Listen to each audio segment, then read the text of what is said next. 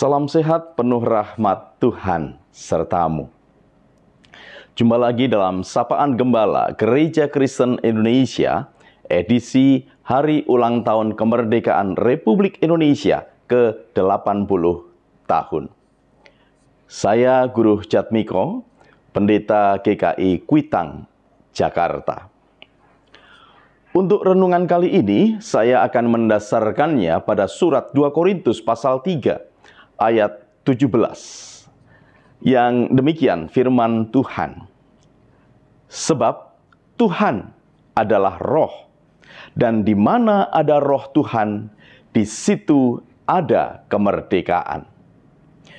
Judul untuk renungan ini adalah Merdeka.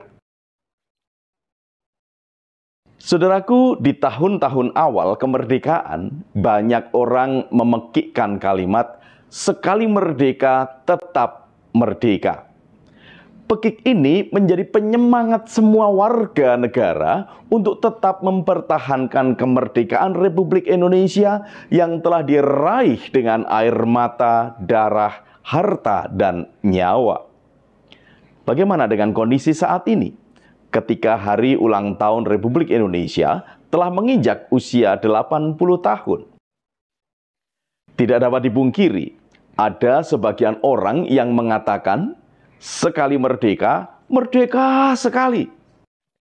Tampaknya kalimat ini muncul sebagai keprihatinan atas adanya tindakan-tindakan yang melupakan batasan-batasan norma dan aturan yang berlaku dengan alasan kemerdekaan. Contohnya, ada sebagian orang yang menggunakan media sosial sebagai ajang untuk meluapkan perasaan dan atau kritikan dengan sebebas-bebasnya tanpa memedulikan dampak yang ditimbulkan. Ada juga sebagian orang yang merasa memiliki hak bertindak bebas tanpa memedulikan orang lain, sehingga melanggar hak-hak orang lain. Pertanyaannya sekarang adalah, apa arti kemerdekaan bagi kita? Menurut Kamus Besar Bahasa Indonesia, kata merdeka berarti 1. Bebas dari perhambaan, penjajahan, dan sebagainya, berdiri sendiri. 2. Tidak terkena atau lepas dari tuntutan. 3. Tidak terikat, tidak bergantung kepada orang atau pihak tertentu, leluasa. Jadi, bila dikatakan bahwa Indonesia telah merdeka, maka itu berarti bahwa Indonesia telah bebas dari penjajahan atau perbudakan. Secara implisit, hendak dikatakan bahwa semua warga negara boleh mengekspresikan atau mengaktualisasikan diri sesuai kehendak, asalkan tidak melanggar etika, norma, dan aturan yang berlaku.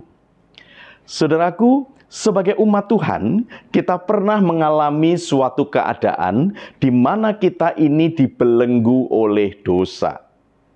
Namun, dengan pengorbanan Kristus di kayu salib, kita telah dibebaskan dari belenggu dosa itu.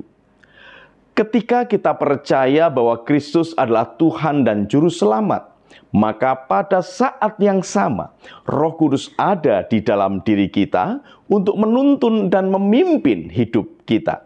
Hanya saja, apakah dimerdekakan dari dosa dapat diartikan sebagai hidup bebas yang sebebas-bebasnya? Tentu tidak. Kemerdekaan dari dosa itu ditandai dengan hadirnya damai sejahtera di dalam diri kita. Paulus menyebutkan, sebab Tuhan adalah roh, dan di mana ada roh Tuhan, di situ ada kemerdekaan. Apa yang disampaikan oleh Paulus ini cukup jelas bahwa kita tidak perlu dikuasai oleh khawatir dan takut dalam menjalani hidup ini. Tuhan yang berkuasa di dalam hidup kita ini akan menolong untuk tetap optimis di tengah persoalan dan mampu melihat peluang di balik permasalahan.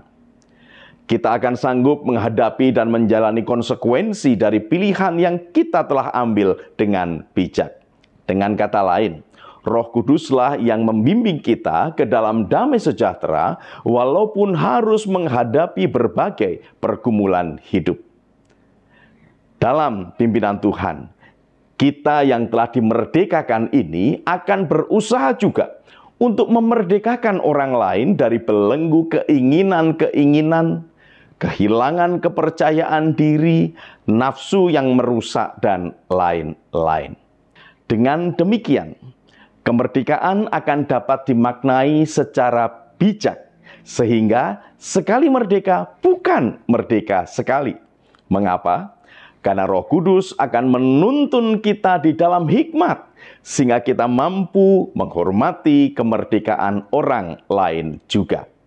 Mari kita mengisi kemerdekaan Republik Indonesia ke-80 tahun dengan berupaya menghadirkan damai sejahtera. Selamat berjuang, Tuhan Yesus memberkati. Salam guru dan keluarga. Mari kita berdoa. Ya Tuhan, kami rindu untuk menghadirkan damai sejahtera di tengah-tengah Indonesia. Mampukan kami untuk menjadi saksi keadilan dan kebenaran melalui pikiran, tutur kata, dan kehidupan kami. Kiranya Roh Kudus menolong kami untuk dapat mewujudkannya. Terima kasih Tuhan Yesus. Amin.